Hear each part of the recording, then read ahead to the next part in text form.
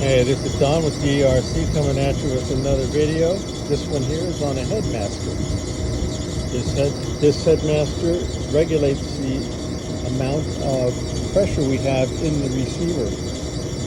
We have our discharge line here.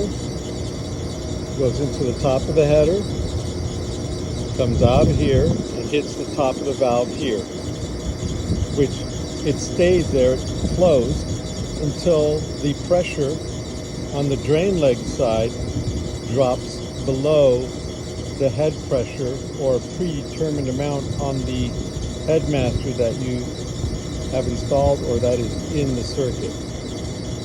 So this discharge here, when the pressure gets too low here, will start bypassing gas into the receiver.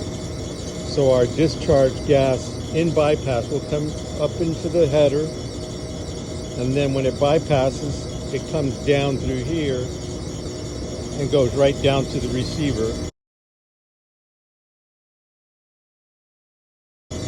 keeping the pressure in the receiver at the proper level to feed the TXVs correctly.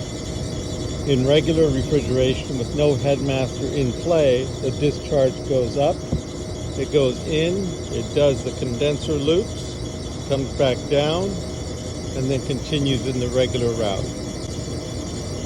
So this is the headmaster. This one here is a Sporlan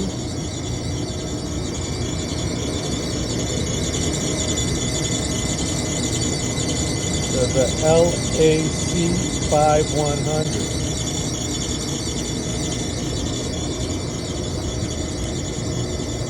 So I'm thinking the 100 means that anything below 100 psi, this will start bypassing gas to the receiver.